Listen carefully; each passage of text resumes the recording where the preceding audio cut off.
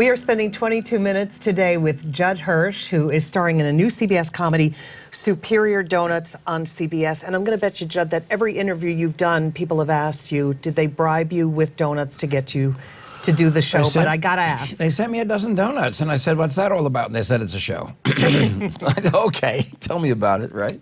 And then and I did not know exactly what it was going to be like. I know it's based on a play that had been done like 6 or 7 years before, and I thought, by a Pulitzer Prize winner, no less. Man who wrote one of the best plays I've ever seen, August Osage County, and his name is Tracy Letts. And I said, well, listen, if it comes from something like from such an author, they say based on. So when I came to the first reading, you know, met everybody. There's Tracy.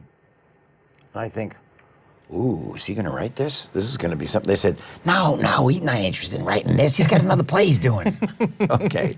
But it kind of gave a little sophistication to the whole idea. Yeah. And the idea is a sophisticated idea. I mean, it's about a man who's in a donut shop for many years in a sort of a getting gentrified neighborhood in Chicago. This is very Chicago-based. Right. So that anything can walk in the door. Right. Okay? And probably will. Right.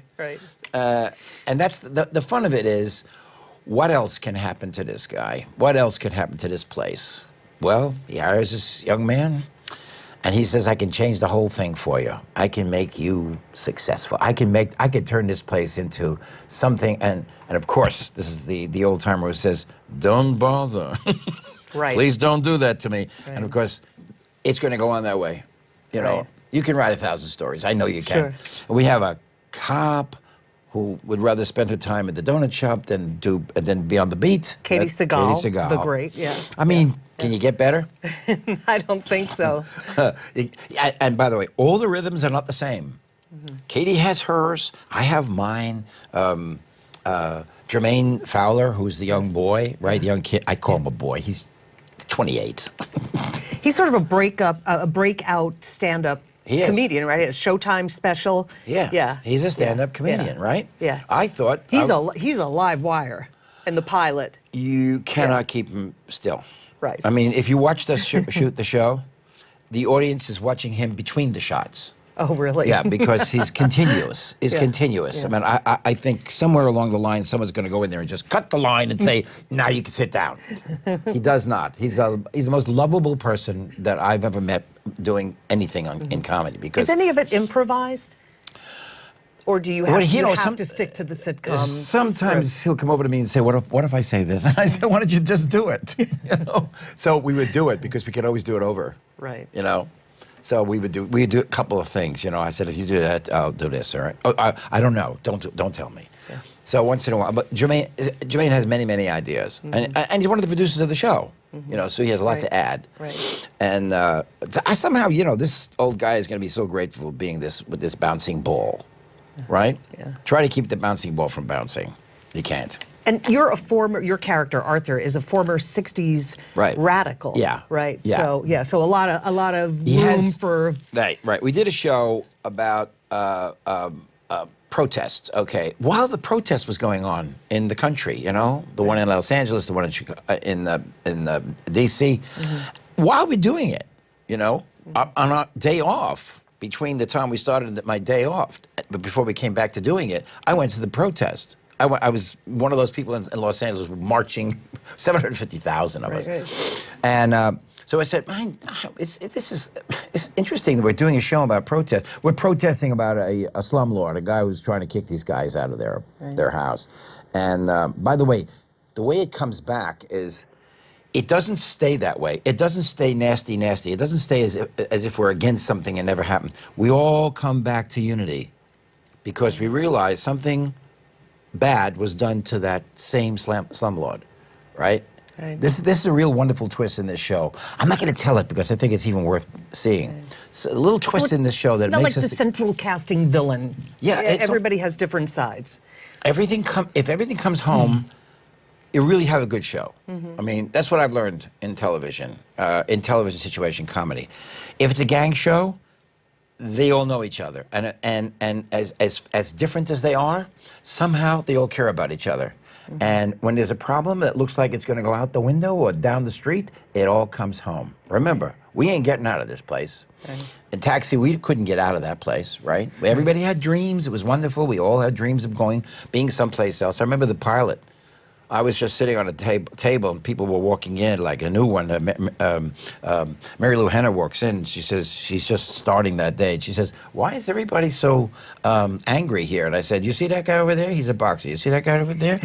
He's an actor. You see that guy? I'm a cab driver. I'm the only cab driver in the place." And then there was Louis, and you knew Danny DeVito before, right? You worked in a play together? Well, guess what? I kind of forgot.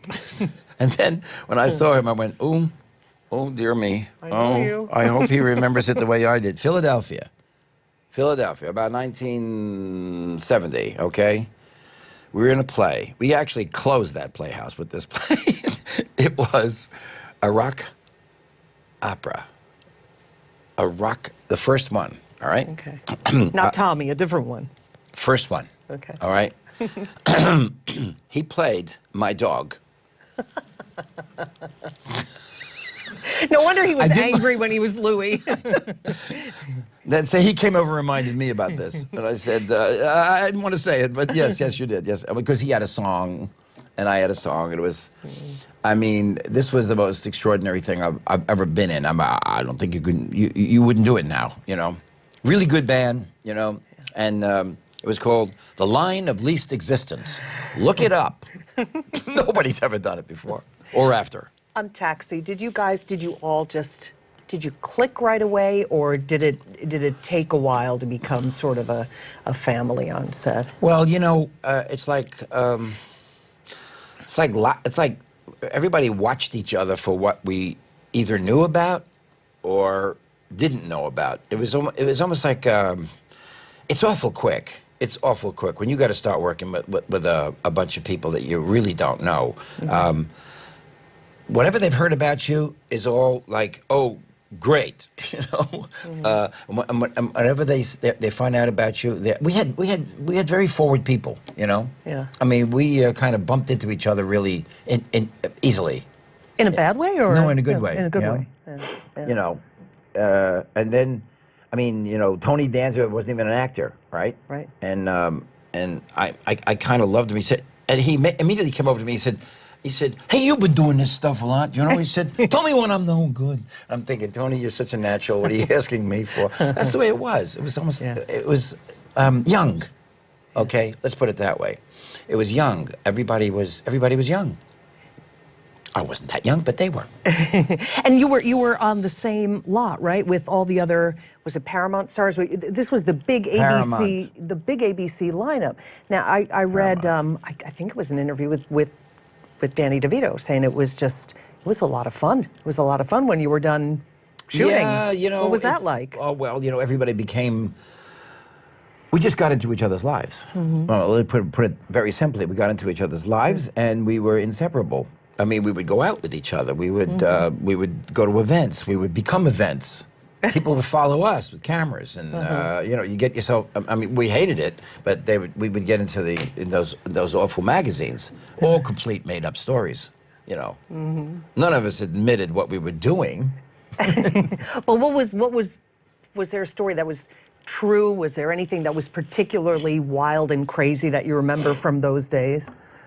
Well, you know, sometimes there was some. I can't speak for the things that happened to me because I dare not. But but if you interview Danny, you interview Tony, they'll probably tell you about some of the things that happened to them. You know, apart from us. Yeah. Once we were together, nothing like that would happen. Nothing, you know, unbelievable, you know, or dangerous or anything like that. We didn't do that. We just. What can I say? We were. You had to do the unexpected. Let's put it that way. If you were going to be on television, you're going to do that show about cab drivers in New York. Right. The best thing that you could do on a show like this is to be surprising. Yeah. Right? The big surprise is, what would that guy do? And all of a sudden he does something else, right? When Jermaine Fowler came on the show, I mean, Chris Lloyd, and we didn't know what to do with him. And we said, what can he possibly do? He can't do this, he can't do that. And everybody looked at each other and said, cab driver. And that's how we got on. Of course, right, Yeah. right. Do you get asked a lot about, I feel like every week we have an entertainment story about a reboot of a show, and another James Burrows show, Will and Grace, is going to be rebooted. Have they ever approached you guys, like, get the Well- band back together and do that? No, there's a kind of tragic, but we never had an ending. We were on ABC for 4 years and NBC for one. Right. And then when it was over, we had already, I don't know, we won so many awards that by the time it was over, we were wondering why we were off the air. Why weren't we coming back? Yeah. In fact, I remember when I got my Emmy, I was just a little bit shocked because we'd already been canceled. This is the second one I won, and I'm up there thinking, what do I say? I'm not on. The show's canceled. Right. America is watching me say thank you. Right. And I'm thinking, I said, it fell out of my mouth. I said, if you're going to, I said, I'd like to thank ABC for 4 years of Taxi. I'd like to thank NBC for the last year of Taxi. It was Grant Tinker was the CEO of NBC, and he was sitting in the audience, and I said, if you're going to award us every year, I said, then why don't you just put us back on? And I'm looking at him, sinking into his seat. Oh, dear. And I thought, oh my God, what did you say that for, you silly man? And then I said, I kept on going. I don't know what I was, it just fell out, No prepared speech. I said, then I'm going to, and I had the award, and I said, and then I'm going to take this thing, and I'm going to shove it right up there alongside the other one I won in 1981. you ain't seen nothing but an audience go, whoa. Yeah, I just thought it was kind of cute, but I didn't even know I was going to say it, the honest truth. Yeah. Do you guys all stay in touch, the taxi crew? Yeah, I see Tony, he's in New York. Moving on his career in singing. I did play with Danny in Los Angeles, maybe a couple of years ago. Yeah. So we were pretty, and he was still doing, is It Always Sunny in Philadelphia, right? Right. Which I think is still on. I think so. Yeah. I think so, yeah. No, I wanted to go back to the theater and, or anything else, the movies. And I was doing a play when they called me to do this, to do Superior Donuts. And as I said, they sent me a dozen donuts. Yeah. And I was wondering why. They said, because that's what the show's about. And I said, really? Yes. And so it's almost like you'll go full circle, or at least I will. I'll go full circle many, many times in my life. I'll do one thing, it'll lead to another thing. None of them will really be connected to each other and finally come back. Right. So when I started in this business, early, but television was not my real desire. I had done Rhoda a couple of times, Remember that? and then I said, and then they sent me this one. They sent me Taxi, and I said, I gotta go. I had a little boy, and I said, I'm taking him to Europe. I'm just leaving. All right. Television didn't mean anything to me. I wasn't there. I was a New Yorker. They sent me out there. So I said, so what is that all about? They said, well, it's about a taxi thing. I said, well, let me read this. And I read it, and I said, oh, my God. They said, well, you want to do it or not? And I said, well, I said to my agent, I said, it's going to be at least 3 years. I'm going to be old if this goes further. I'm going to be the oldest guy in television who couldn't get off a show. He said, what'll I say? I said, well, tell them, if they, I'll do it. How did you wind up on Big Bang? Johnny Galecki, who plays Leonard. I just found out, one guy's name is Sheldon, one guy's name is Leonard, right? Yeah. They named them because of Sheldon Leonard. Oh. Remember Sheldon Leonard? One of the. I feel like I've seen that on a lot of credits. He was an actor. He talked like this a lot. And he was a producer of television. Eventually, so they named the two characters after Sheldon Leonard.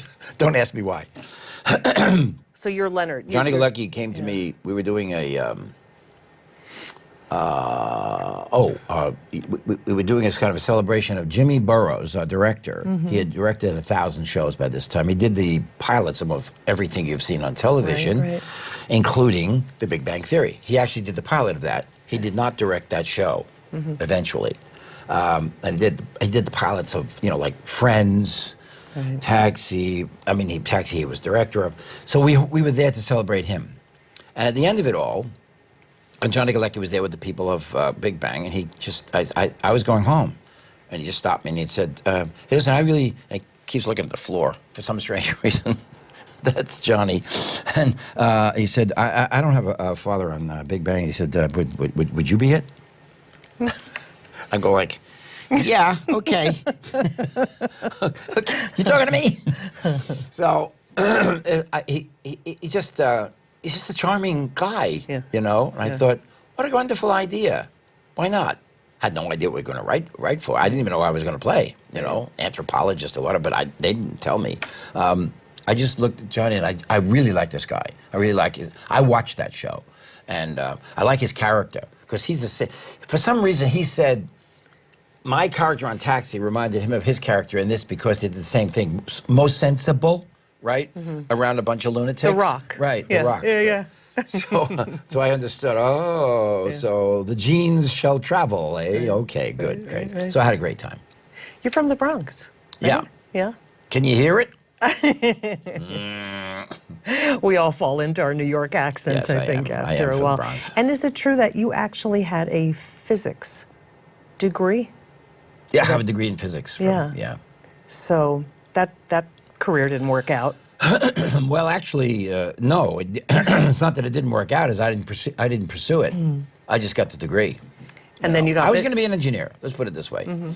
I was a poor kid in the Bronx. I had no knowledge of. Nobody's going to give me anything. They were going to. The inspiration wasn't there. Nobody's going to say, you know what you should do? You should be on the stage, young man. Nobody did that. Nobody did that. What they found out through the school system, they said, well, you're good in math. You're good in science. You should really go for engineering. So I said, okay. And I just went to college. It was a free college at the time. We had, what does that look like? Zero money. So I couldn't afford to go anywhere else. And I went through and through and through and through, changed my degree, changed everything, wanted to become an architect. I went to Cooper Union for a while, no tuition, and then came back. Because I went in the Army and I had to come back and get a degree. So I came back, I went back to City College, and I said, I got to put this together for a degree. So I did. And so I have a degree in physics. And as soon as I got it, I went to acting school. There you go. Is that funny? That's great. They go, why? People ask me, I said, I really don't know. I don't know. I know one thing led me to the other, but I have no idea what. Yeah. Or why. It's just that where I was brought up and what I did in my youth and my friends, right? We were always watching people. We were always watching people on the streets. You know, you had to. It was dangerous if you didn't. And I always played basketball with my friends, and we would always have some kind of skit in our head about others, you know? We had this, I don't know what it was, we thought people were funny. Let's put it this way. We put, look, my mother, my father, my friend's mother, his father, we all had such great jokes about our own people, you know? Our own people being where they came from, what they were like to us, you know? Kids, unlike their parents, you know? There's humor in that, you know? Yeah. So we always thought, if it's sarcastic, it's fine. You know what I mean? Yeah. It's completely harmless. And I mean, look, you do political stuff.